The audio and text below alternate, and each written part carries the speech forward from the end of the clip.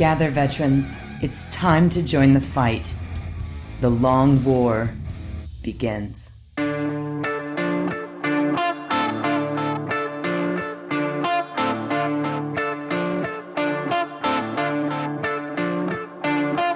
This is The Long War.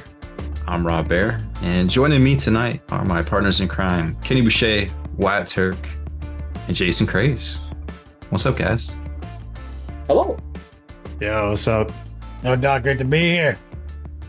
I wasn't sure if I should say from Monument Hobbies or I wasn't sure where to go with that. I mean, that's kind of what I do. I like to introduce him as the progenitor of Pro Krill. The progenitor of That's a lot of Willy Wonka of miniature Willy paints. Wonka. We've been joking about doing golden tickets to the office here, but there's absolutely nothing fun to do here other than. You don't have like a bunch of murder machines you can just kill children with? I mean, that's the plot of the movie, right? Orange skin people, so maybe we could pull that off. Maybe Jason, if I just show up at your factory door, would you let me in? Yes, it's unlocked most of the time. I'm just gonna walk in. Just let yourself in, yeah.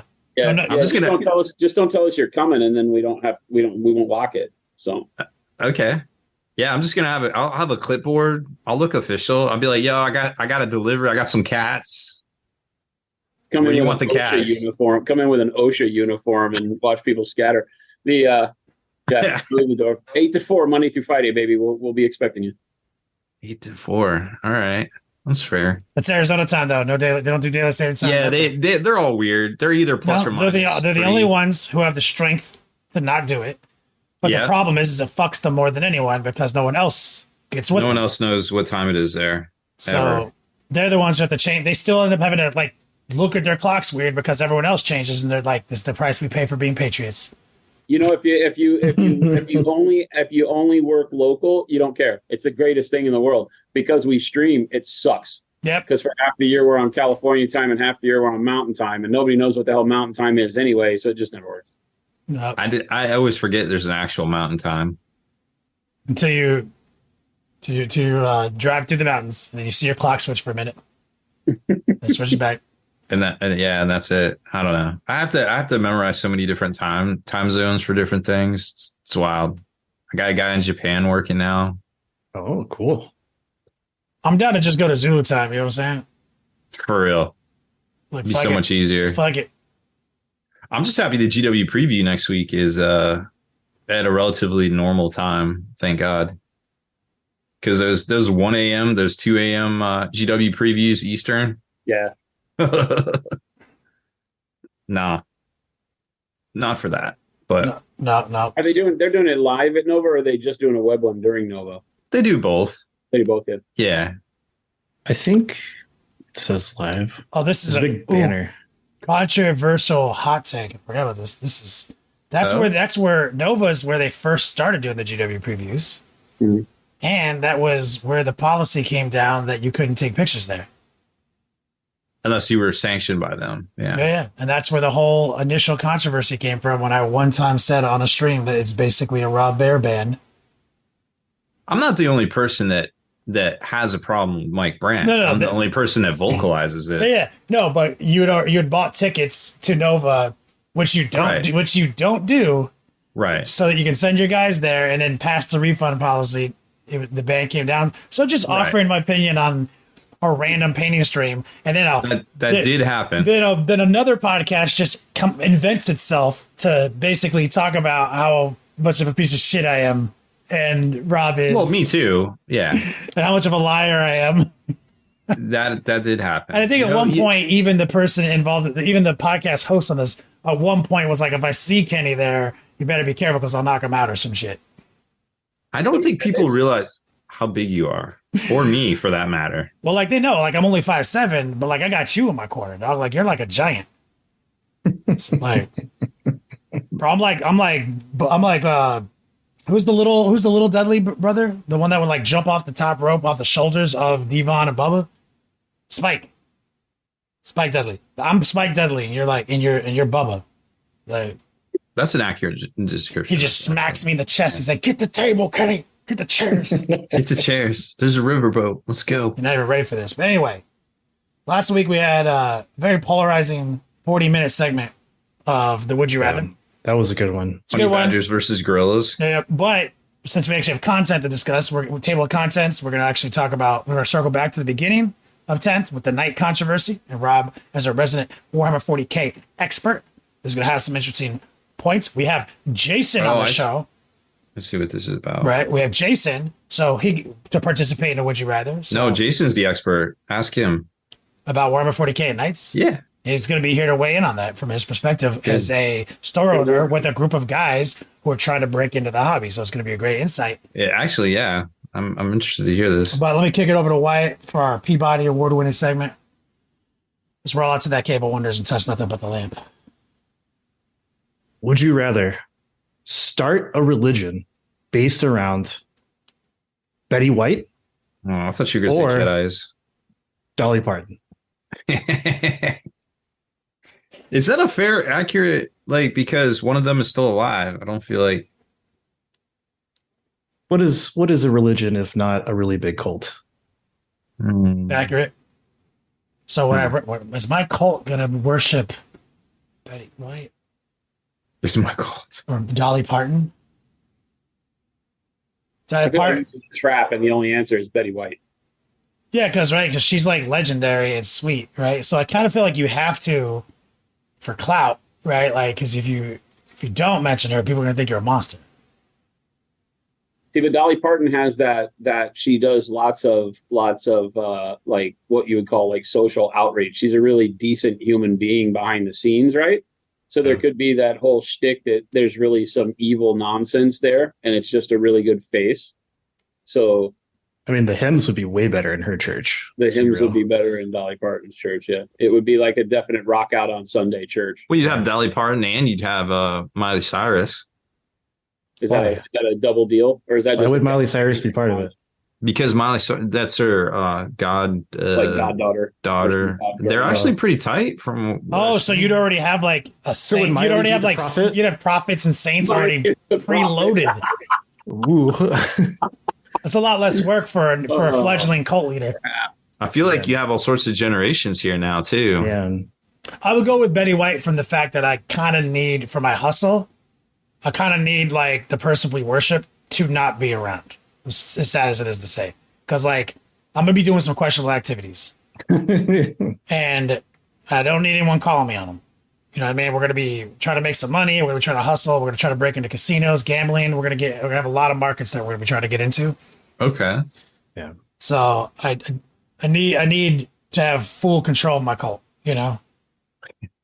See, for me, I think I might have just switched to Dolly Parton because I feel like it would be easy. I'm a very honest gentleman, and I would make sure that all of the signed photographs of your deity were actually real for a time being, right? That's genius, though. Right. It's genius, though. Yeah. So, but hold on, real quick question to the Jin. Is like, since Dolly Parton's still with us, is she in on this, or are we doing this like, and she's without her approval? We have to go kidnap her to have her sign the photographs. This is going to be Is this like a Borat situation, like getting the marriage? I feel like for this Zach or- hypothetical to work, both parties and their estates would have to be okay with it. Okay. Or we set it so far in the future that It's the year. It's the year 2399. Yeah, Okay. yeah. Christianity is dead. We need a new religion to lead humanity into the golden age. Who are we going to worship? but you got Dollywood. You got like a base of operations. Yeah, you have your Mecca, right? You have your music. You have a prophet. With Betty White, you have like the holy records that are the Golden Girls. Yeah, that's like the OG. Like I just found these QA-form tomes. tablets right here, like that Yeah. come before your new age religion. This is the old religion, Yeah. guys. This is the real shit right here. It's the Part Betty of White. your like your confidence scheme as the church is like you're the only people who have a working DVD player. Mm-hmm. Mm-hmm. Who You're is the the only one. saint figure for both of these? Do we get that information, or do we have Oh to man, that's a good question. like Burt Reynolds? Yeah, because you got to have some charisma, and the devil he has to be tempting, right? Yeah, Mm. Burt Reynolds, that picture of Yeah. him, like, and Playgirl. Burt Reynolds is the devil. Damn. Well, now that kind of reframes it for me. I think Dolly would be a better front man if I have equal opportunity. I think you have to do less work. Yeah. Mm-hmm. It kind of carries the day. You can just be a lazy. Ultimately, I'm not down to do a whole lot of work. You know what I'm saying? I'm trying to be a lazy grifter if I'm running Yeah. a religion. Yeah. Big dolly. Yeah. Which is on brand. You know? And she's got a whole compound and stuff. So I feel like she's already got the setup. Where Yeah. Betty White. Yeah. What do we got? No, I picked Dolly. I switch it back to Dolly. I heard somewhere that Betty White lived in Alaska. Is that true? I have no idea. I don't know if that's real. She's a legend. Oh, for sure. I think ultimately I'd feel a little bit more. I think I would feel more uncomfortable doing what I'm about to do, dragging her through the mud. She's like a kind old granny. You know?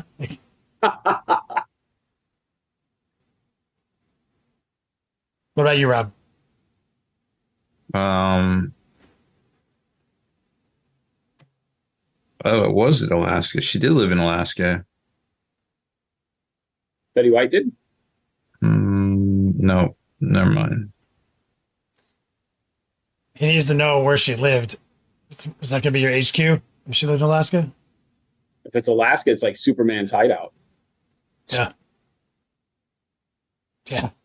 Yeah, they'll take anybody on those oil rigs. Will they? Yeah. Shit. I didn't know that.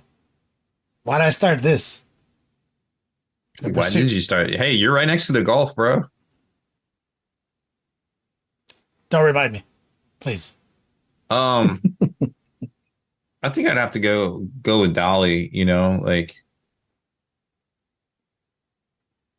just the whole. She's got the setup. You know, just seems easy. Yeah, it sounds like She's got the whole onboarded like next generation. Like we're coming in to grift right in, make that cash flow.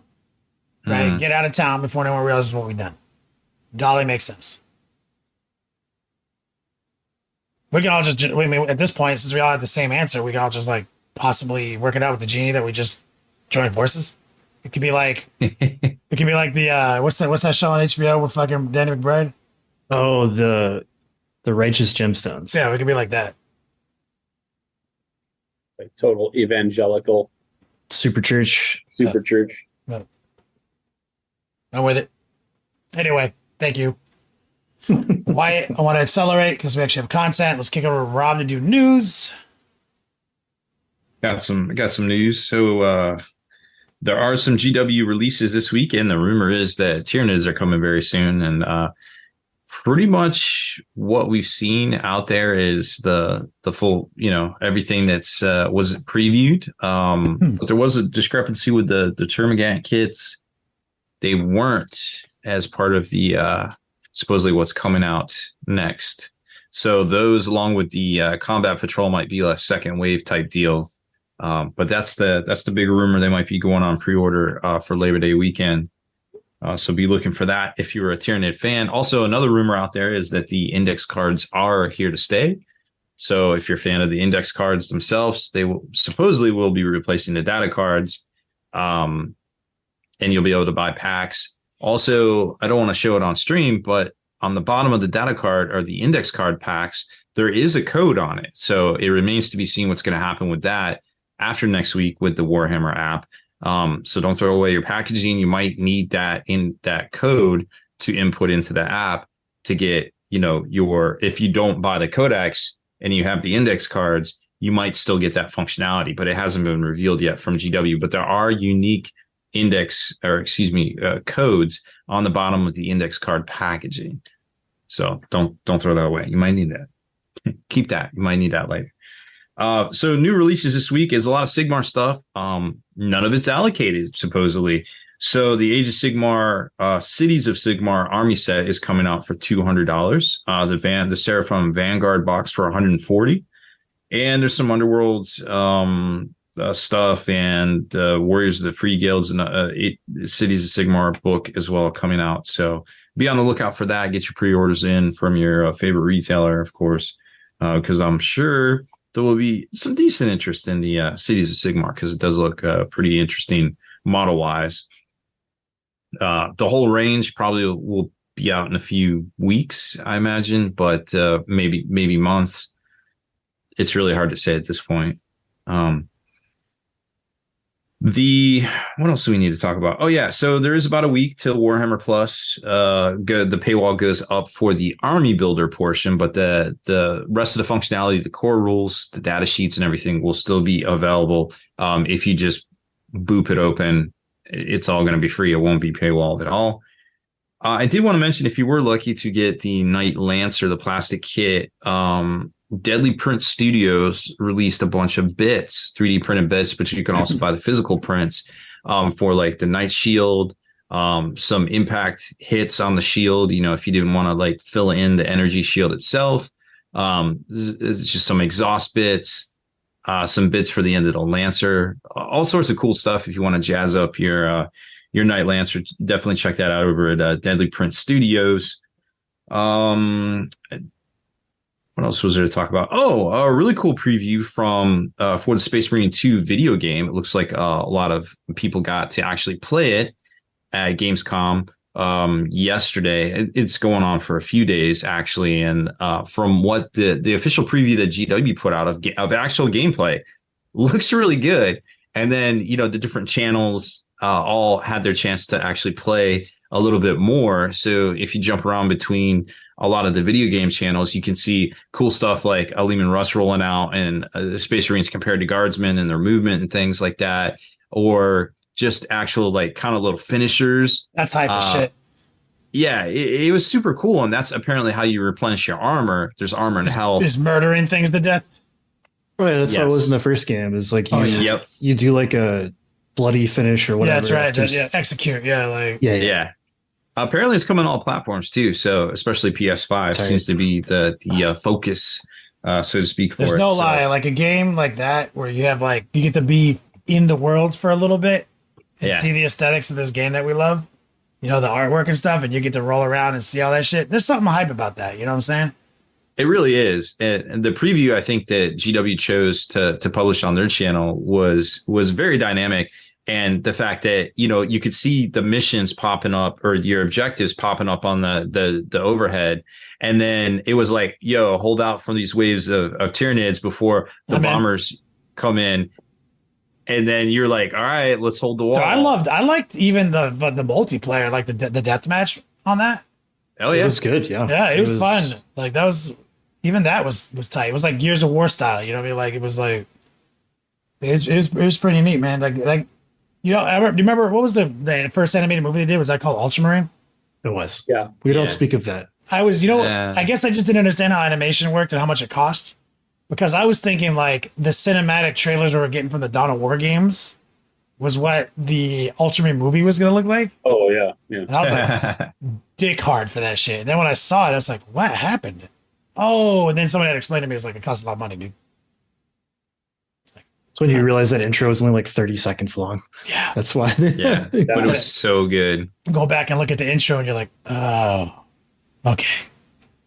But yeah, that intro, I don't know, the Dawn of War 2 intro, where they're running through and Dreadnought comes out, kills some people, the Banshees drop down, like all that shit, And then he runs up and he just barely tags the fucking the Farseer at the end. Like, you know what I'm talking about? Yeah. Mm-hmm. I watched that video 1 million times. That intro. Like, this is the greatest thing I've ever seen. So when I get to play the Space Marine video game, bro, what was that, Xbox 360? Yep. Xbox 360. Dog. I got Red Ring of Death. I had to go turn that bitch in and get a new one. I think we all did at some point. Yeah, this one's going to be hype. Very excited for it to come out. Yep. So holiday season, December, I think it is. Definitely look for that. One coming out here soon. What else do I want to mention? So there's been a bunch of wildfires in Western Canada, specifically British Columbia, and Creaturecaster had to evacuate basically their homes in their warehouse. I was just talking to them before the show started, and the non-potable water ban has been lifted. They can now not have to boil water, at least, or excuse me. Now they have to boil water to use. They just can't use. Before it was like, don't use any of this water. Yeah, just don't use the water. Now they can boil it and use it, so they don't have to run out to get fresh water. They can at least boil it and use it for dishes or whatever, so you don't get problems down the road. But yeah, so orders in Canada, shipping out of Canada for Greechcast are probably going to be a little delayed. You can buy stuff from the US store. They ship out of Illinois. Obviously, the UK and the EU stuff's going to probably be unaffected. Customer service is going to be, a little spotty at best, but they're kind of decentralized across the regions. I didn't realize that. That's crazy. Yeah, so if you're and they have a couple sales going. They got the digital stuff over on Tribes as well. So it is what it is, but definitely something to kind of keep in mind in the back of your head there. Also, we didn't really talk about this yet, but Baron of Dice is official sponsor of the podcast. Shocker, I know, right? We talk about them all the time, but that was just because they're dope. But now they're an official sponsor. And I just saw it go live on their site. They got their Shatterpoint dice up, and 9 different varieties of Shatterpoint dice. So if you're into Shatterpoint, you're already flamed out on the 10th edition. Right. Oh, there you go. Jason's got some. What do you got there, Jason? Nothing. Oh, nothing. I've seen that case before. Yeah, it's a Baron of Dice case. You've got the Baron of Dice in that case? Yes. It's him. Let him go. Yeah, let him go, dude. He's got work to do. All mine. That's just rude. Yeah. What kind did you get? Well, these are samples because we were thinking about doing a project with them. So that's cool. They sent us nice. A whole bunch of different things. Oh. Yeah, they make really good product. Oh yeah, for sure. Their molding process is really good. Balance is good. Yeah. Unsolicited endorsement, Jason. I like them. Yeah, I like them. Man, Jason's a hard sell on it. He likes them. Yeah, so he's hard to sell on things. They got to be good. I like them. And they're Chinese, which is good. Yeah, that's what we need more of around these parts. So yeah, they got that stuff over there, and they got some new marine varieties too, which I'm sure we're going to see some marine previews here in the next week or so, if I had to guess. So keep a lookout for that. And the last thing I want to talk about, which me and Wyatt kind of talked about last week, was J15 Games. They said after last week's show, a lot of folks bought their templates and some other stuff from their site, and they're like, "Yo, I heard about you on the Long War." So everybody that goes and actually buys stuff and says, "Hey, we heard about you on the Long War," like, thank you for telling people that, because it gets back to us, and then we get some of that money. Yeah, we get a little bit of support. Kenny can, go to Circle K and buy his Steel Reserve. Adderall. Get his Doc Cuddies. Yeah, but they don't sell Doc Cuddies there, but the Winn-Dixie liquor store add-on does. Yeah, have you seen these, Jason? Winn-Dixie. No. Sorry, That like a nested? That looks like a nested. Yeah. See, it's fully magnetized, so you get your 3 sizes of a measuring tool. Very, very cool. Yeah, that's really nice. Any color you want. Very cool. I like that a lot. That's very handy. Yeah, it's J15 is run by one of our XPZ team guys. So it's a big game AIDS podcast. We're big fans. Full AIDS. Big on the game aids there. So that's basically all. There are new Joy toys too.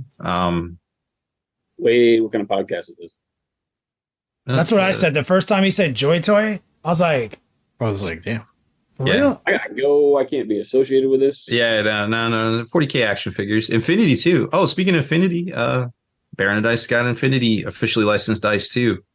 Nice. And yep. Oh, and there is a discount code. It's Long War or Long War 5, the number 5, not 5 spelt out. Either of those work, because we've said both, and he's just like, I just made both work. So Tight. so you if actually can't remember. you don't even need to give him a qualifier anymore. You're just like Long War 5. Do whatever you Yeah, want. just Long War. Roman numeral 5, that'll work. Yeah, whatever. It's all good there. So Make sure to tell him to activate Roman numeral 5. I'll have to message him now. Siri, remind me to message Baron of Dice, but Jason has him trapped, so I don't know if he'll get back to me. I am not letting him go. So you want to move on to some meat and potatoes? So was that your conclusion? I don't know, Or- Jason. You got it. You got anything on the burner? Any new prods? Any hot? Oh yeah, gas? normally this is when we promote you, but you're actually fucking Yeah, here. yeah. But we're Yeah. here. Which, by the way, thank you guys. You guys are always great. I mean, we just released another signature series set. We released our gloss varnish. We have our matte varnish coming hot on the heels of that. It was supposed to release at the same time, but we had to do a little bit of changing to it. Mm. I got all sorts of stuff, man. I mean, you're kind of, unfortunately, I didn't think about this, but you're kind of seeing we got new racks that we're working on, a whole new set of. I was actually looking at racks on your Say website. that. So these are really cool. I'm showing them off premature, but that's what this is for, is to be cool. So these, if you'll notice, these are shaped the exact size of our. For our drivers who can't see this, Nobody zoom in on like that portion of my desk during this show. So it's the same as the foam bags for the Evo. So we're coming out with a line of storage racks that Yeah. go in the Evo bag. About So you the can- same if you square want to foam. replace- If you want to replace the standard foam, you'll have there's a shelving unit. There's a shelving unit that goes in it. Ooh, okay. There's various bottle holders like GW, whatever bottle holders you want if you want specific ones. I'm gonna. The trade-off is that it holds less overall than the foam, but it'll give you the specifics that you need. We got people in chat right now talking about what about the next level painting signature series Shades of Grey. He's got something other than 6 shades of gray. I keep telling you. Why don't you just do 5 shades of gray and then like He already has that many shades of gray. That's what he keeps telling Yeah. me. They just we already made have boards them all. gray. The whole idea with the signature series, you got to come up with something new. Not something we already had. I don't come up with any ideas. I steal people's ideas. Dude, you could do Florida Orange. Our first game. Oh, you have a game coming out? Well, fuck There's a game coming out. Look at this guy. Did I He's say got a that? game. We have a game. It's our first game. Nobody zoom in on that picture Don't zoom as in I'm on taking it. screenshots. No screenshots. So, yeah, we got all sorts of cool stuff going on around here. The fun never ends, and we just are trying to hold it all together as the ride continues. It's like it's more fun if you go like this. But Somebody did ask me, Jason, they're like, because I've been doing a lot of black trim on the edgelords, and I do my normal thing where I cut coal black with transparent black. yeah, And everyone's like, shouldn't he just make a paint where that's what it is? I was like, I think he does now. Like, don't no, we haven't come out with any new blacks. We have what we have been toying around with. It's internally we just call it midnight black, but it's kind of we just released our first satin paints, and so Ooh. that was because the Ben Comets and Matt Seshwa's signature series, being European painters, they use a lot more satin than I don't use any. Right. And so we came up with our first satin finish paints in those sets. And so that was kind of the gateway to all of these other paints that we've had that we've been trying to deliberate on how to release them, because we have a blacker than black that is because it's more satin, right? The way you get a black to be more black is you have it be a little satin. It's a little shiny. Is that out already? Transparent with the coal black. Yeah, does it's the that for you. signature. Oh, but are the singles? Do you have it in singles? Mm-mm. Yeah. What's that? Do you? All The satin. the I was signatures? literally about to ask you if you would consider making a satin black. Well, it's not available yet. It's not in Damn. those sets, but it will be coming. Yes. Yeah, Have so a that's powerful need. that's the answer I was telling people. I was like, he's doing that already. Like, I know that for sure. Like, You know what else? Well, we can just make that your paint. You can have that black. That'll be the. Do you have a Kinney blacker than black? does it have the Hold on, same? black. Does it have the same stick that coal black has? Yes. Yeah, then that's Yeah. satisfied all my requirements. If So yeah, I found this one paint. that one I gotta- paint will probably I gotta- sell better than full sets. So that might not be a bad deal. Careful when We Kenny think this starts. before people put that. Yo, we got the new fucking satin black. Yeah. You don't even fucking know, guys. Oh, okay, we're out of black. Dude, yep, that's what happens. Nothing more annoying than being a paint manufacturer and being out of exactly one paint all the time. It's been pretty good because our production has been able to keep pace here for the first time for the last 18 months. I think our worst case was that we were out of white for 3 days. No, that's what you've been working toward. That's what I've been telling everyone when they hit me up. They're like, "Oh, they're out of this." It's like, just wait a day, dude. Like they do it all in house now. That's what been the trend. That's what they've been working on. Ah, They this is the they one. keep talking about paintbrushes. Like, just wait, guys. Just wait.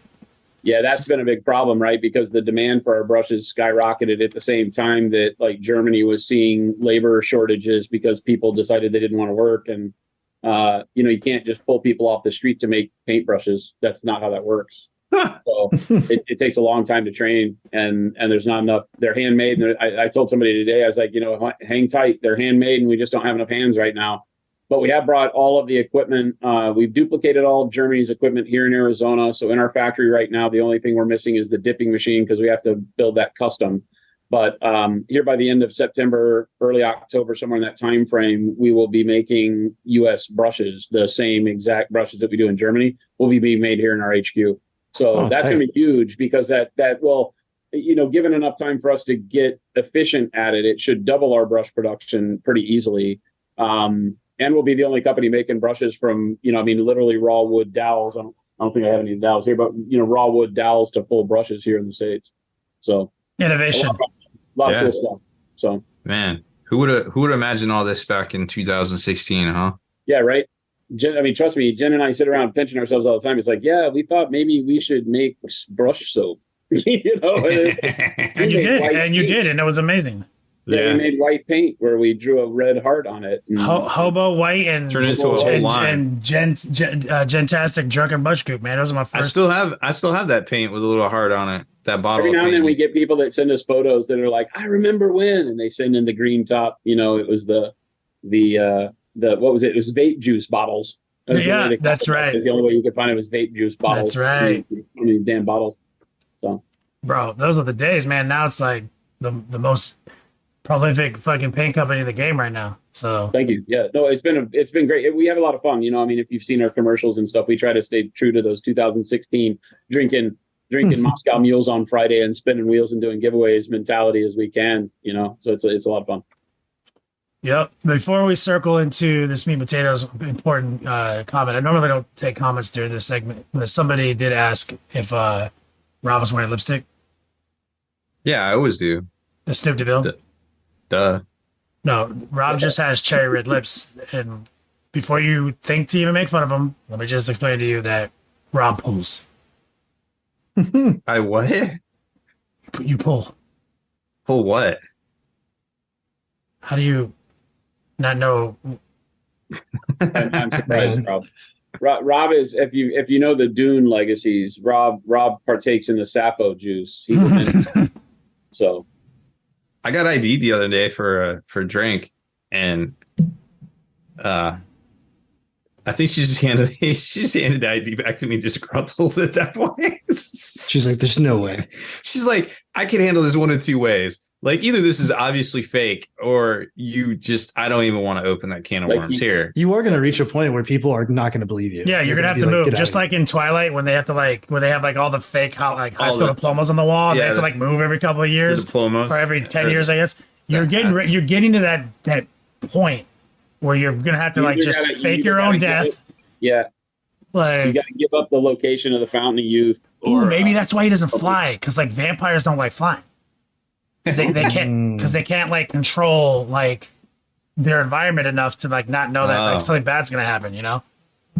Oh, and what if it's because the planes fly over running water? Yeah, across that. And now because of TSA, you can't just fill his shoes with the dirt that he was buried in or whatever. Makes sense. But I don't think he's a vampire. He's definitely more like Dorian Gray. Yeah, definitely. He's got a miniature in his closet that is that takes all his age. It's super old and decrepit. But if anyone ever sees it, Rob will die. So he's got it hidden. Except the painting is of him super, super old, leathery paper skin. But that's why it doesn't fly, because he doesn't go anywhere without that model somewhere. Oh, yeah, you can't take it. Yeah. And if they it's all very, very interesting. And if they X-ray it, they'll see it. He'll just instantly die in the airport. Uncomfortable. We're getting close. And he's uncomfortable. You remember Indiana Jones' Last Ark when the guy drinks from the wrong cup? He's he chose poorly. Like that. That's what happens to Rob if you see his model. It took me really long to realize that actor was General Veers from Empire Strikes Back. I didn't realize that for the longest time. General Veers. Yeah, the AT-AT commander on the Assault of Hoth. Yeah. That's the one. That's the first scene of the movie, right? It's not basically. Yeah. I didn't even know that guy had a name. Yeah.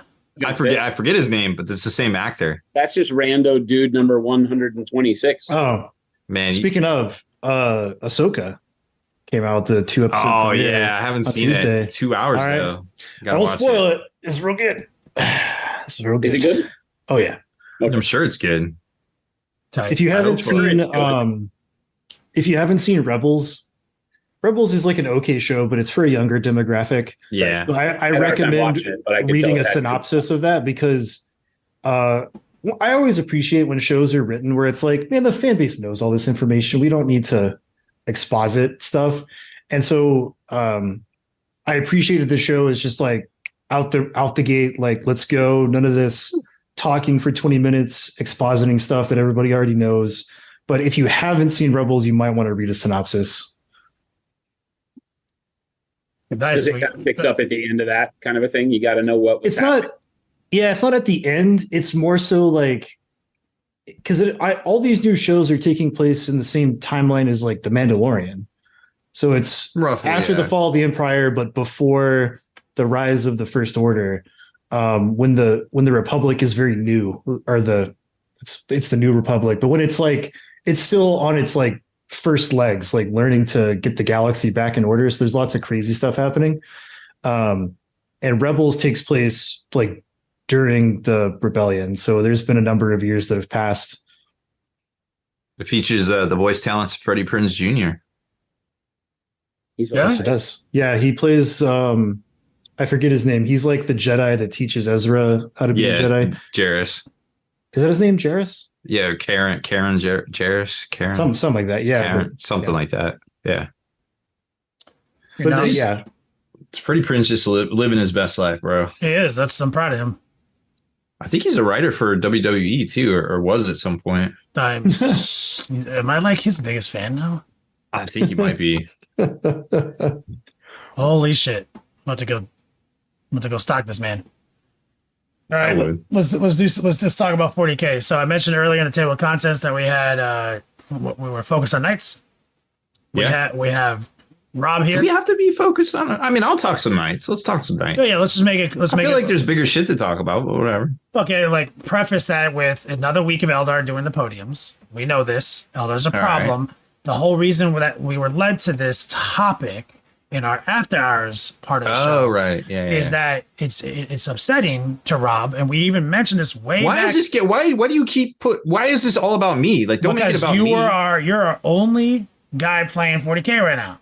I'm And the only surviving member of You the are. Longwear playing 40K. And so when it started, you were just out there playing Knights, and you're like, I don't know what all the problem with fucking Tyrant is because I just play the game with my friends, and like I'm not trying to angle shoot anybody or like be a dick about things. And then we had the whole conversation about your rerolls that you weren't even using. Well, first of all, I forgot that I got them. Yeah, you forgot. Second And of then all, we it's told like- you how they worked. And then you had to bring up to us, well, like, apparently there's a lot of controversy about these rules. And we were like, yeah, there is. And this is why. And we explained how rules is like what the rule is and all the precedents in 40K that support full force rerolls. And then they made your Knights more expensive. And you had already said, well, I wasn't using the full force rerolls. It seemed a little strong. And we mentioned that. It does seem a little strong for a faction, right? You're like, so I was just doing the ones. But then they made your Knights 60 more points. And you're like, I'm not doing that anymore. Like, I'm paying 60 more points for Knights. I haven't personally experienced any issues with Tyrant terrain because I play in dope terrain. And now my list just like lost a whole model of my very small amount of models. So I'm back to full rerolls. And then they hand down the FAQ kind of jankily right before the event, the GW event, like without even publicizing it. Yeah. And so then they're like, by the way, we're playing it as reroll once only. So now you're like paying 60 more points. You don't get to do the full rerolls. And now where are all the Knights on these podiums? This is how we came full circle. Just a history lesson of what the last month and a half has been. It hasn't even been like 3 months yet. So Isn't it too soon for this to be happening? no, it's important to spit out the adjustments. It's just that they don't always spit out the right adjustments. And so when you tackle, and we said this historically in the podcast, when you change the points of something as the fix, that's mostly the wrong choice. There's been exceptions to this, obviously, but saying if everyone's saying Towering is the problem, Eldar is the problem, whatever it is, you have to look at the problem. So what they did was they raised the points of Knights, making the Knight player butthurt, right? So Rob is the owner of this Knight army, is I now wouldn't say I'm butthurt. no, okay, fiction Rob, not this Rob. Just detach yourself from this word, from this name. Rob is butthurt because now he has been punished for something he doesn't even realize he's doing wrong. He's just playing his beautifully painted knights that he's already collected, because that's how knights work. Everyone already has them, and most of them are True. painted because that's why you bought them. So this beautifully painted knight army, just having fun playing his games, is butthurt now because like 60 fucking more points. Well, you know what? It didn't fix anything because the towering mechanic was what people were talking about. So now all the people who were initially the original butthurt Larrys are still butthurt Larrys because the towering is still fucking there. And now also the people playing them army are butthurt. So all you did was make both parties disappointed. So that's an example of how, well, just making more points doesn't do anything. Right? And so that led us all the way to here, to this moment, where we're, hey, what are we even talking about? We're going to talk about badgers and fucking and gorillas again. Can we? That was fun. Or we're going to talk about 40K, and Rob mentioned that another weekend of Eldar podiums were all the knights. Because apparently knights were OP for like 5 days. What happened? How do you feel about that, Rob? Well, I think they're in a weird place because they've always been the gatekeepers of 40K, right? But the way it is now is you have so many different events. Like I'm talking to a lot of TOs, and all of them have a different way of trying to rein in the knights, and all of it still requires the extra 60 points for the non-assaulty ones. Let me ask you a first question. Why do you think right now knights fell off the map? Why are they not dominating anymore? Because they're down. They're, like you said, they're down a model, at least an armiger. And then a lot of house rules are saying you can't shoot through ruins. And I feel like it should really be one or the other. Because if you're down a model and you can't shoot through ruins, you know, a lot of cases, it's just hard to move around the table just because the way the terrain's set up. And you can't, obviously, vehicles cannot go in ruins, right? Okay, since we have 4 people, let me put a pin in that. And I want to shop what you just said around the podcast. Okay. So to Wyatt first. So he's saying that even maneuvering with this Titanic model is difficult, and now not being able to see is difficult. Do you have any experience with that? Can you corroborate that? Mm-hmm. Yeah, I mean, that makes a lot of sense. One of the things that we were talking about at the Advent of 10th is that towering on paper just isn't a good rule. It's just not. And we instantaneously saw exploitation of that rule by multiple parties. So yes, Night Titans, Chaos Night Titans, and then also Eldar. I mean, like Wraith Knights were the heater during that exact same period of time where Knights were doing really well. And it's a problem. Like towering is not a good rule with the way that we play the game. And the issue that we've run into now is that rather than play it as it lies and have that data be reported back to Games Workshop, because they're collecting all of this data now in the competitive scene, so they can make the correct informed decision. What happened was so many people were like, we don't want to deal with this. Like, we don't want to go to an event where towering exists because we hate it so much that TOs collectively were like, we're just going to rule our terrain in such a manner that circumvents the towering rule. So my stance was always just remove the exception for towering models from line of sight blocking ruins, right? Just get rid of the rule. Like, that solves the problem. But nobody wanted to do that. They wanted to be like, well, first floor abstractly does this, that, and the other thing, yada, yada. So we have however many different tournaments there are, different variations of the house rule. And on top of that, Knights got points increased to the point where you do lose models, your list becomes really bad. And they also got a DPS nerf because they took a stance on how the reroll mechanic works. Right.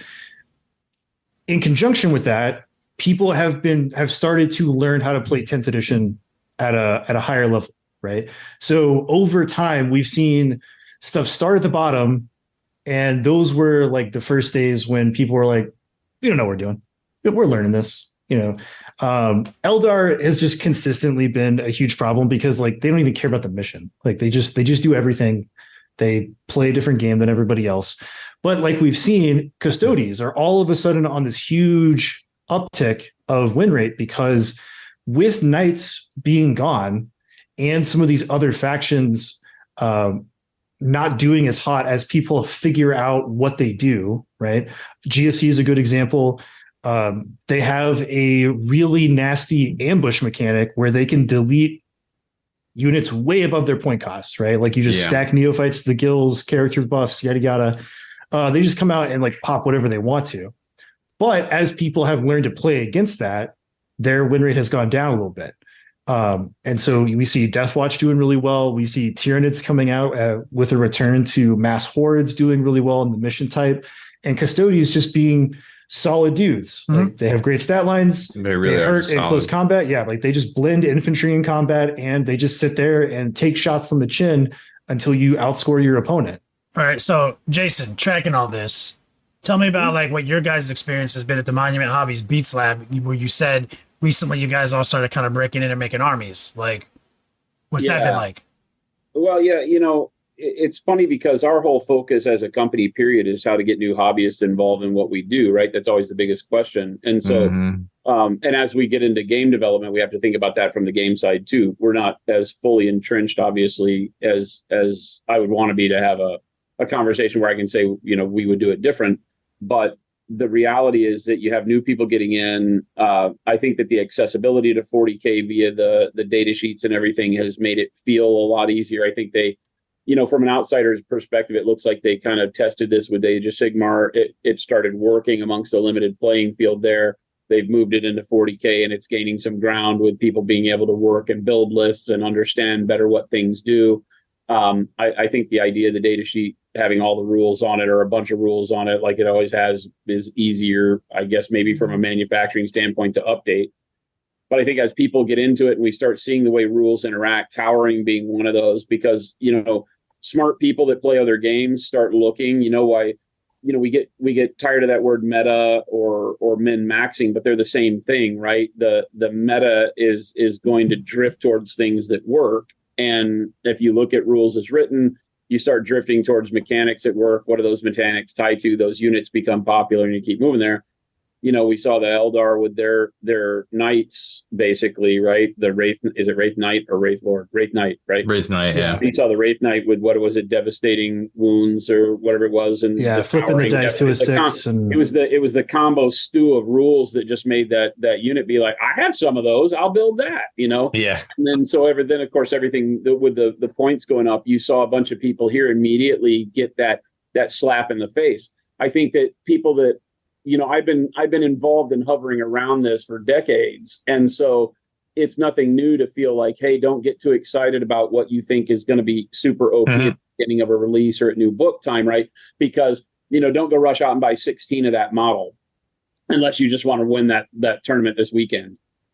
Make sure that you put yourself onto a little bit of an understanding that that's probably going to get nerfed eventually and so on and so forth. But these guys that are getting excited about a sci-fi game for the first time coming from a fantasy game got hit pretty good because, you get into it, you get this thing, and then all of a sudden a week later you get your points changed or something. And they're like, wait a minute, and you're like, yeah, it's that meme. It's that, oh, your first time? Yeah, first time. It's the nature of the beast.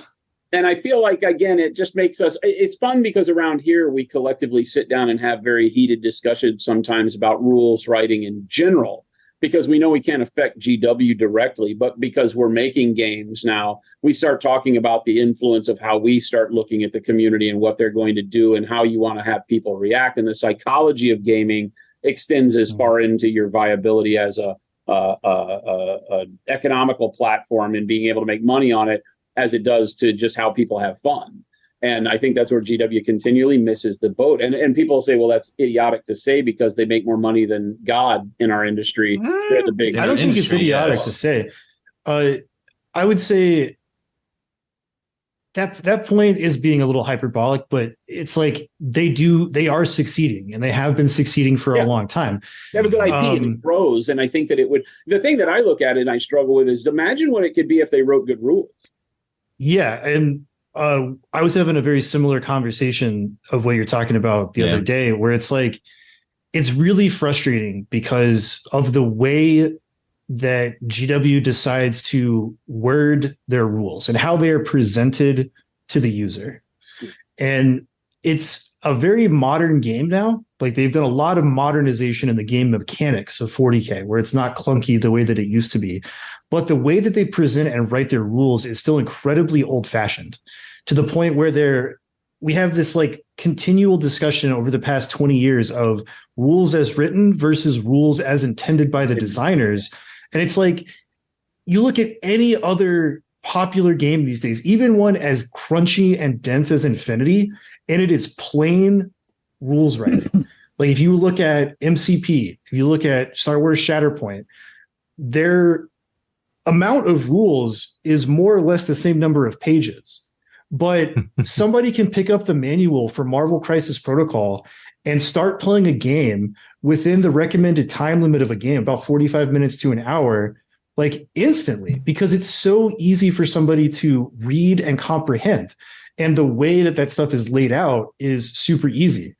Whereas you look at 40K, the rule book is not as many pages as what you get in the hardback, right? You're talking maybe 10, 12 to 15 pages of actual rules, and the rest is fluff. But when you read that book, the way that it's laid out in the like, here's how to play a game is really bad, because you're like, okay, well, I do this, but what does this mean? Like, what does X rule mean? And you don't learn what that is until like 5 pages later in a different context. And so months down the line of this new release, people are like, how do you play this? And it's like, it's on page 5 of the core rules.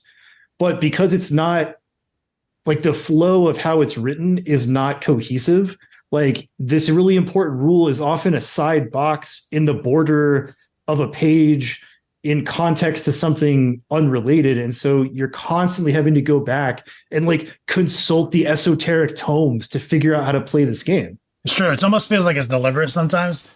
It's never not been this way with them. It's always been like, gotta go here, gotta check this. Even the most recent discussion about like reserves versus strategic reserves and deep strike. And it's like, this is sometimes this, but never this, and always this. I'm like, why would you say it like that, you fools? I feel like they do it because it's like they feel that it elevates them above their contemporaries. Like, because it's worded in this like higher form of more flowery text, and it's harder to discern. Yeah, that, I mean, it's like they want somehow better. GW's always wanted to make like a broad stroke word salad be coherent, where like bullet point is better, right? And sometimes they deliver on that, but it's like a different guys at work that day. You know what I mean? And sometimes they give us what we want, like their new graphic design behind their like for example their stratagems. The way they made stratagems versus last edition, it's like gold star A++, bro. Like, are you kidding me? You did it. You nailed that shit. Like, you hit me with the who can use it, when can I use it, and how. You did that shit. Why can't it all be like that? Like, I don't know. And you're right. And to Jason's point, it's like, yeah. Imagine what it would be like if it was all like that, right? And you have arguably one of the best IPs in gaming, and that people can find from multiple avenues outside of just building models and painting and playing. And then when they get in, you've discouraged their ability to, and I continually beat on this rule of cool thing, you discourage so greatly with the way you write your rules of having somebody who finds your game and thinks a particular faction is cool to be able to dive in and enjoy that experience. You know, whether you're playing casually or not, because we all know what the reality is. There's the person who will say, oh, in my gaming group, we don't care if we win or lose. And I call BS on that all the time, because it doesn't matter where you play. You're always there playing a PvP game. It's always me versus you, regardless if we're drinking beer and pretzels, we're still PvP. And if you show up with something that just by the lotto or because you're a min-maxer or whatever, you show up with an army that I can't even have a game against, I lose in turn 1 or turn 2. And we just move things around because we have time on the clock after that. That's a bad experience that keeps new people from enjoying it long term. And maybe they can find another game. The GW is aware of the field badsies, and they have over the last 2 editions addressed field badsies. And so Rob mentioned earlier that like we're about to get a big update, and that is faster than normal. right? Like that is. I mean, it's the fastest we've ever And so, gotten. so like there are things that they are clearly like they realize they fucked up this launch. Rob predicted this, Jason. He kept saying it like, you know, they're gonna fuck this up. They're gonna fuck this up, and they did. And kind of to your point earlier, you mentioned in the after hours about like there's too much words on the fucking data cards and not enough words in the rule book. And you're right. That is exactly what we've been saying here in the podcast is like when they first did the index reset going into 8th. That was the first new edition Warhammer 40K since 3rd edition. Okay, because no codexes, right? If you can play your codex still, it's not a new edition, right? It's just a big FAQ. And so they did the index reset in 8th, and they kind of accidentally did it better than this. And it looked worse from a graphic design standpoint, aesthetic standpoint, because it's literally like here's a piece of paper with like fucking points on it. Go nuts. Some numbers on it, yeah. But like that was it. It was just like raw characteristics of models that all kind of went up in characteristic stats, and that's it. And a couple of stratagems we used. And we had a fucking blast dismantling the Wild West. And every time some new broke shit showed up, GW was kind of on top of it, man. Like we were like, look at all this trashy 30-point psychers. Look at all this. Look at all that. So a lot of changes happened in response to it. And then we came to a pretty reasonable game state by the end of 9th. But it's time to switch editions. They were like, you know what? We're going to do it even better, guys. It's going to look so tight. We're going to have like sick graphic design. They're going to be able to download this shit. Look at all these cool abilities. You know, all the people out there is like, they hate the GW release cycle of like slow rolling codex drips. Just release all the codexes in the first day. They did. It's terrible. Mm-hmm. Yeah. You can't release all the codexes on day one because you don't know how the fucking game works. Well, and I would argue that they didn't really do that. They gave you the lists and they gave you the data sheets, but because they aren't ready to release all the particulars, like, you know, I'm Blood Angels, Kenny, and I was trying to build Blood Angels at the end of 9th. And so, you know, we don't know what Sanguinary Guard look like. You know, we don't know what all these units look like. They're taking the old unit and giving it an updated data card, but that's not the same as a new codex because a new codex brings you forward, right? It's impossible to do because you're trying to put 23. How many factions are we at now, Rob? Right. Oh no, I get it. You'd have to 23 to 26. You take 3 years where the game saw no motion at all, other than little rewrite FAQ things. There'd be no attention paid to it, and for them to drop the full load on you at the beginning of 10. So I know they can't do that. And so they gave us too much. They gave us cool abilities that seem cool. I do like how they do. I like the return to some keywords. I do like some of these new things. I like just calling everything that does mortal wounds on 6 devastating wounds. I love that. I love calling everything that's a feel no pain or ignore wounds on a 5 feel no pain. I love all this return to that, especially how it interacts in the app. I love this. But to throw out like all these arbitrary cool rules that sound good all across all the factions, that's literally impossible to play test. We've mentioned that how many hours and days of a year that would take. Insurmountable. So we're basically beta testing 10th edition right now. That's called fix it for sure. As we bring out individual books, we'll fix it. But in a possible way, because before it was here's a shitty index, we'll just go nuts. Here's our first 2 codexes. And we're all going to gravitate toward those codexes, and we can like spotlight what those codexes are doing and fix those, right? With a 2-week update right after, right? And then here's the next 2 codexes. Now they enter the meta with these things. We can look at those, fix that. So they fucked it up. They went too hard too soon. They thought they had made a mistake. And Rob is probably right that it's a different department. It doesn't make sense that that the same people who had been balancing the game for like all through 9th are the guys who wrote this. Doesn't seem like it, but well, we had one of our guys internally ask a really profound question for us because he was like, you know, I'm looking at this. He'd never played before, and he's looking at the data sheets and stuff. And he goes, they get some stuff that seems really right. He goes, I can see that like this guy has a rotary cannon who's a foot troop in like the Imperial Guard, Astra Militarum, and then this guy who's a Terminator has a rotary cannon, and it just does one more shot at +1 strength. And then this Dreadnought has one, and you see the power scaling for the size of the model, but the weapon generally works the same, right? They have the same keywords in most cases. Maybe the Knight one gets an extra keyword, but the weapon type you have becomes knowledge that you can retain. And when you see it on the battlefield for your opponent, or you're looking to build your army, you can kind of gravitate towards that. So that really works well when you scale things like that. And then they screw up on units. They don't do the same thing for the entire game where it's like units move the same. We've been playing a lot of BattleTech here, right? And we're old grognards, but the reality is like BattleTech has been a rule system that is as crazy as it is very stable. It hasn't changed much since I was 8 years old, dude. So 45 freaking years. And it's been very similar. They've added a bunch, and it gets unwieldy if you try to play every part of it, but you can break it down to its core parts and it makes sense.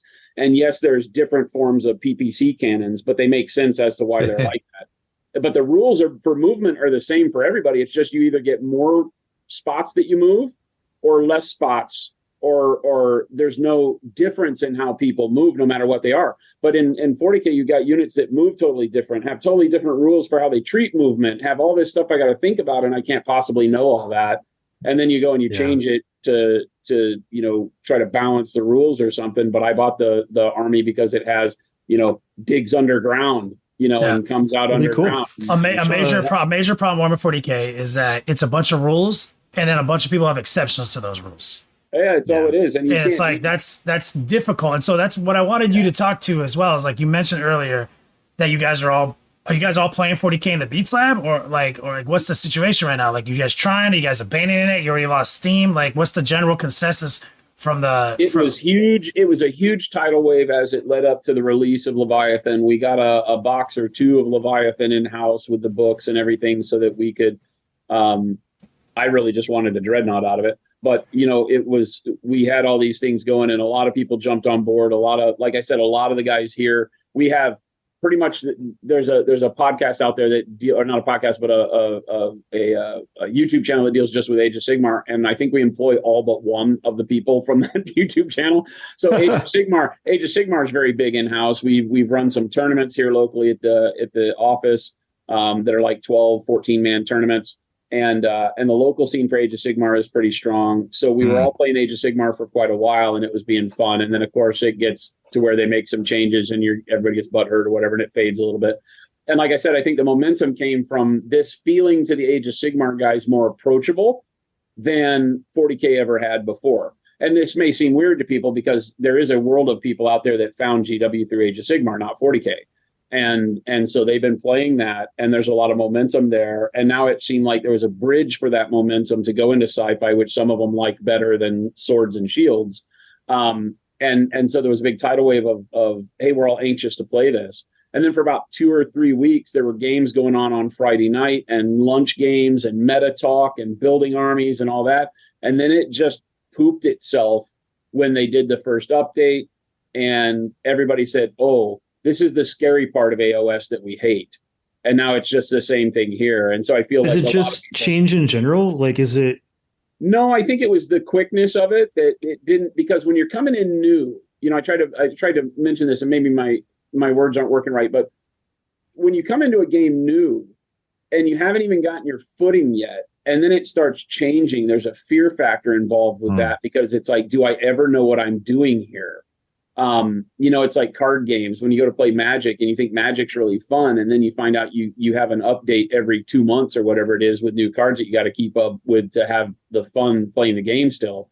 And I think a lot of people get kind of scared of that. I know that everybody wants updates and wants their army to be refreshed, but I think there was a lot here of people feeling like, oh, we could just play Age of Sigmar because we already know what that feels like. We're already familiar with it. We know it. We have invested there. So why go do it here if it's just going to be the same thing? And amazingly enough, believe it or not, a lot of guys, because of the frustration with 40K, we started seeing them printing out the one-page rules stuff. And they started looking at that because it is very basic. It is very, here's the rules.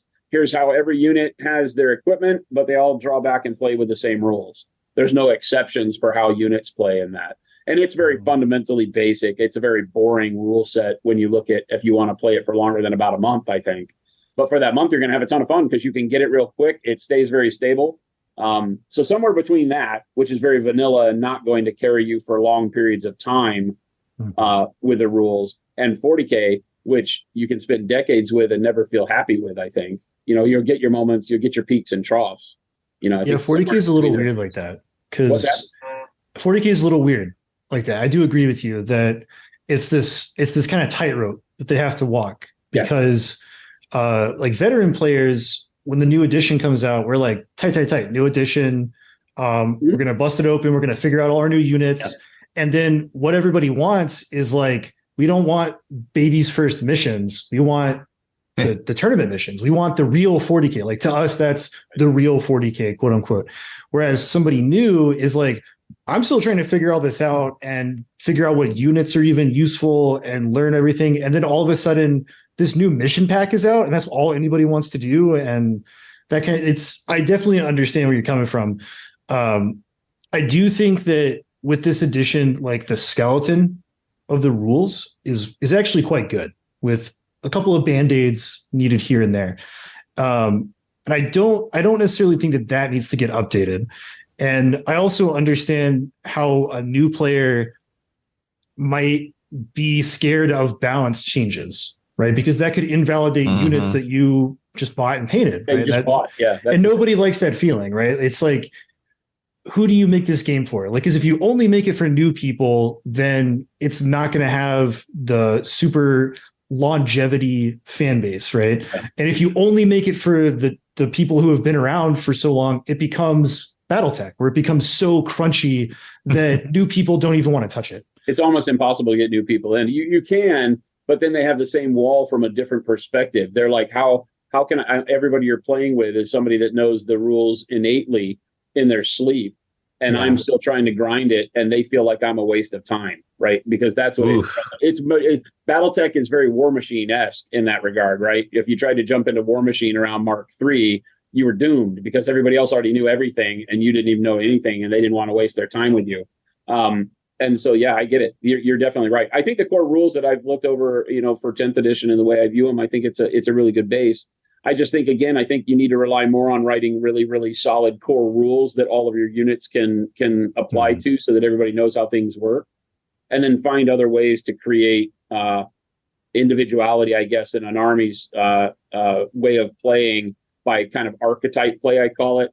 I agree with you there. Faster, hit and run, and they used to do this pretty well, but it was really like within a faction. Like when you play Space Marines and you want to pick an archetype within Space Marines, they have kind of the same core rule junction point that makes Space Marines Space Marines. They're all going to chapter stuff similar. And then you have an archetype of like, I play Raven Wing, or for fast, hit and run, and I don't have lots of super tough stuff, but I got lots of dudes that do a lot of damage on the field. Or I play, something that has a lot of toughness and vehicles, Iron Hands maybe. But, if you could take that and expand it to the whole game, not just per faction, I think you'd see a lot more success with keeping new players involved, because they could feel like they did have a home with the stuff that they had paid for. Because we talk about it because it's funny. We work in the hobby. Our job is the hobby, but none of us have time to finish armies quick. And so Kenny mentioned it earlier. It's like, by the time I've painted my 2,000 points, you've already done an update to my rules and invalidated everything I just spent all my time falling in love with on the bench. But that's because you're supposed to use contrast paints, dog. You're supposed to get your shit done quick. I'm leaving. I quit. Part of that is the nature. I could almost not say it with a straight face. I was gonna say you straight face that one really good, but that's the truth, right? It's like, I think part of that's forget and Wyatt, you hit a really good point, because so many people that we're speaking to in this industry are veterans, and I don't know what that means for everyone because it's different. But when we go to shows, the bulk of people we talk to have been in the hobby for a long time, right? Whether they've just been painting, or whether they've been playing, or whether they've been doing both. And so they're used to this. And so I think the industry gets used to talking to that person. And yet right now we're in a heyday, kind of a golden age of new people coming to the hobby because it's really cool. They found it through COVID. They found it through various avenues. And we've seen an influx of people that I've never seen in my hobbying ever in my life. And those new people have a really hard time finding a safe roosting place. They just do, because none of these games feel comfortable for somebody new. It's like, oh my God, what do I have to know? And unless you have a guide, you have a person like that is an advocate of bringing newbies into the game and really spending time and patience with them, they're going to have a questionable experience. And so I think companies need to get better at talking to new people. And some of that is rules, but you got to be careful. Like you said, you can't have the rules just cater to the new person. But I always thought GW did a really good job with things like Kill Team and the smaller box games where you can introduce somebody to the IP and the way it plays. But so many of those games have moved away from the core rule set of the fun game. the big game, Right. 40K, is that what you've learned is almost creating bad habits in the small game nowadays. That's the problem, right? Is because if you walk into a store usually has an existing community. Yeah. Right. And so like that community, with some exceptions, is usually like, we want to play with all of our toys. We want to play pitch battle army size 40K. And for people to get into that, that's a big barrier to entry, because not only like monetarily to get everything, but you got to paint everything. And then, like you said, if you're brand new and you don't have a collection, when that data slate comes out and you're like, well, shit, like 4 of the units in my army don't work the same way, or like they cost too much or cost too little. Now I have to get more, or, you know, whatever it might be. Like, that's the nature of 40K as an army sized thing, is like building your first collection is so hard, especially when the peer pressure from the community is, we want to play, you know, the big complex mission pack, and we want to play 2,000 points only, and, you know, that kind of thing. And Kill Team is such a good game. I feel like the issue with Kill Team is that it's so hard for people to get a foothold in building that community, because everybody, for the most part, is an existing player. They're a veteran player that's like, well, I have 3 40K armies, and my Friday night, like my one night a week that I get to go play, I want to play big boy 40K. Whereas Kill Team in a vacuum is fantastic for getting people into 40K, because you build a squad. And it's all about rule of cool, because you're like, I name this guy and I give him this war gear and he's a unique model, and et cetera, et cetera. I think personally the issue that Kill Team runs into is it's a completely different rule set than 40K. Like it's a totally different game. And shit. That's the problem. Yeah. Yeah. And so it's like, if you made 40K, or not 40K, if you made Kill Team the like logical stepping stone to start getting into 40K, kind of like Crusade, right? Like Crusade is so much better than that, because it is the 40K rule set.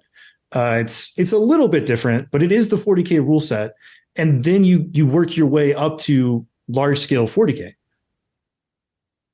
Yeah, and that's what slow grower leagues are supposed to do, right? I mean, the slow grower league is intended to really get people introduced at squad level, add a squad every 2 weeks or whatever. The problem there is that it's generally, from my experience, it's veterans just doing new armies in the slow grow league.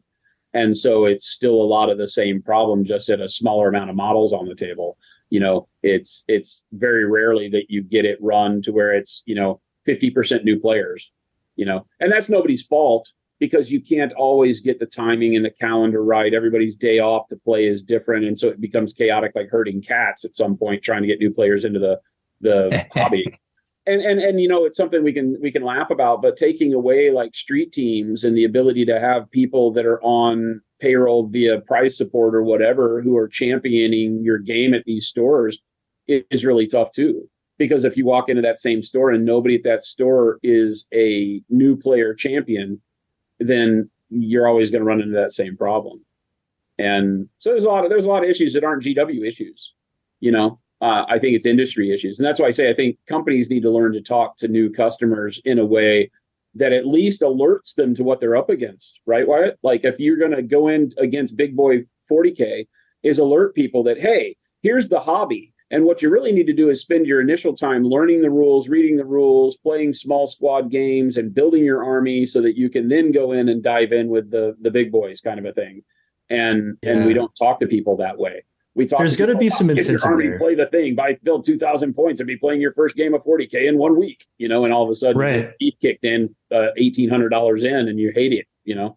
Yeah, you're totally right on that, and it's a weird thing, because part of it is community, but also part of it is the company, and there's got to be some incentive there created by the company, right? Because if you were to ask, like, you know, 10 people, 9 of those 10 people, the way they get into 40K is somebody like me or Kenny or Rob. It's like, let me tell you about 40K.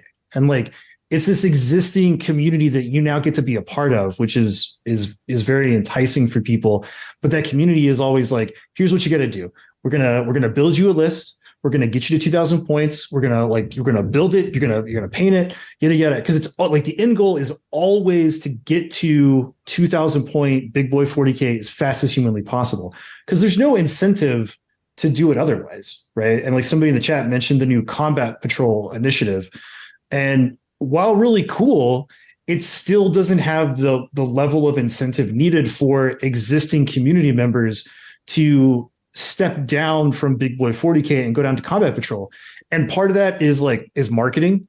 Part of it is product presentation, because like if you were to ask a bunch of veteran 40K players, like, why won't you get into Combat Patrol?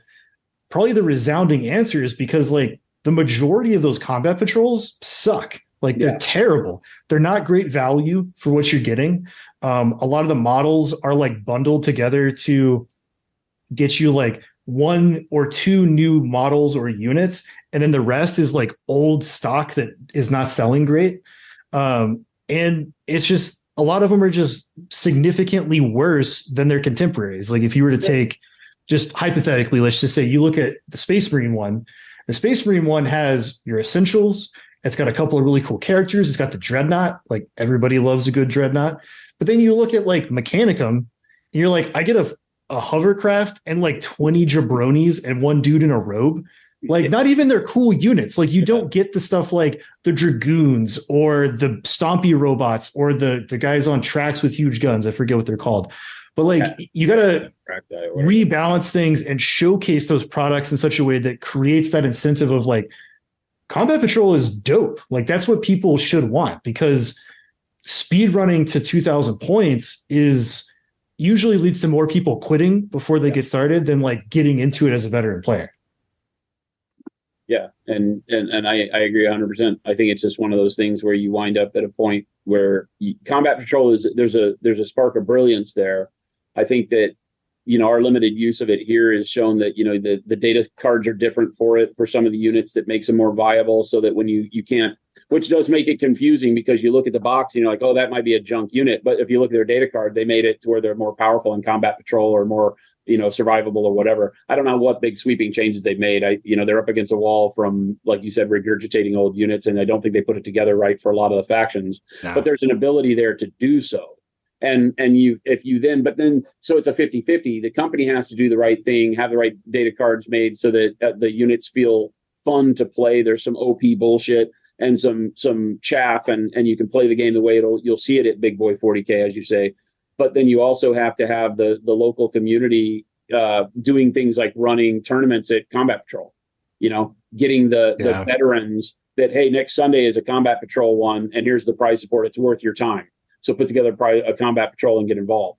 And because what I found is that people that play 40K at 2,000 points at the tournament level will partake in those things, but there has to be an incentive-based program for them to do it. And the incentive can't be to make these new players feel comfortable in 40K. That is actually a really good point. Mm-hmm. And I will say this to Kenny, because we've been proponents of a long time trying to stump speech, like bringing that point level down, bringing it to like 1850, 1750. Nice. Faster, snappier games. Lists are not as OP because you have to make harder choices, etc. But one thing we do that's really popular is the Long War doubles. Mm-hmm. And you'll back me up on this. The majority of people who show up to our doubles are like, this is my first tournament crowd. Like we hear that every single time we put on. Like, this is our first tournament. So what if we were to take that on our shoulders and modify the Long War doubles format to take advantage of this Combat Patrol initiative for getting people, like giving that incentive, like creating a tournament format that we use and other people can use, so that like when you show up, like Combat Patrol and part of its rule set is baked into that to give that incentive for newer players and for TOs to garner like popularity for their events. Well, I mean, it's doable. The question is this something that's going to be supported by GW for the long haul, or is this just a flash in the pan? Right. So I'm down to take half of this, make it less points. Make it less points. Like the Long War doubles has been historically 1,000 and 1,000. Yeah. So 2,000 on the table. But I mean, why not drop it down to 750 each? 1,500, yeah. You know what I mean? Like that, everything. I mean, we've already experimented with it, man. Toward the end of ninth, last year at Adepticon, me and Matt Beasy ran a bunch of scrimmages with 1,500 points. Mm-hmm. and it was dope. It didn't feel like anything was left on the table. I didn't feel like I was missing anything. I feel like I had to make real ass decisions. Like I still have my power units. I ran like, okay, here's a more balanced version. Here's like the less balanced version. So did he. So like we ran it, and we're like, nah, like it works and it's fun. And we were comfortable with the same board size and everything. You can get around the board the way you wanted to. Mm-hmm. Yeah, because the board was small. The board's smaller anyway. Like, that's true. Yeah, because I mean, like the pushback we usually get is that like 40K is balanced around 2,000 points, and to that I say no, it's not. When's the last time you played a 1,500 point game or a 1,000 point game? Well, to my point, it's like it's not balanced around only being at 2K. It's balanced around the cap being 2K. Just as previously we had I forget what they're called, but like incursion was the cap is 1,000 points. Don't go over this for these missions. And then you had Strike Force, which is what the GT stuff was all based on. And the cap for that is 2,000, meaning that 1,001 to 1,999 points is balanced for Strike Force. You can play Strike Force with that size of game and it's fine. I find that I always come back and say GW games don't play well at 1,000 points because they do. See that's the other one. They don't without some house ruling because some factions have OP bullshit. See, that's actually why I was talking about people. So that's you're right. That's always been the case, right? So when we started hatching this last year at Adepticon, that's what we would always say. That's what people would say. And then it was like, wait, when's the last time we tried this though? So that's why a lot of the guys do it here. That's what spurred us. The thing here is that we have in the game room because it's available during lunches and stuff. A lot of the guys will do like 1,000 point lunch. You start it off and then finish it after work or whatever. And at 1,000 points, I'm always sitting there listening to the conversations. And I'm like, this isn't, because it's always very lopsided. All the 1,000 point games are lopsided. As soon as you get to 1,500, it starts being better, right? But it's literally just that 1,000 point, which seems great because of speed. I can do this in my lunch hour. I can start it off. We can do a quick cup, it's an hour and a half as opposed to 3 hours. I'm a big fan of all that in its principle. But I think that, Age of Sigmar and 40K just don't play well at 1,000 points unless you house rule some stuff. Fair. I also don't like 1,000. So that's all that stepping point at slow grow leagues. You start at 500, you go to 750, you get to 1,000 or 1,250, and at 1,250, if you don't house rule no named characters, right, or something like that, you get stompy armies that make it feels bad because there are some factions that you can sneak in a dude. Like in Age of Sigmar, you get to take that little fucking dwarf guy that will massacre everybody. Oh, Gotrek. Yeah, we know. Right? He's super good. Just can't bring named characters that cost way hundreds of points less than they should. The Gotex. Right? Until you get to a certain point, and that's all I'm saying. I think that the game plays well with just a couple of really quick, hey, no name character. We're doing if you bring the Gash to 1,250 because you can throw 2 units of skeletons in and meet the force organization thing, you win. Sorry, not playing. Yeah, and that could be solved with tournament format, where it's exactly.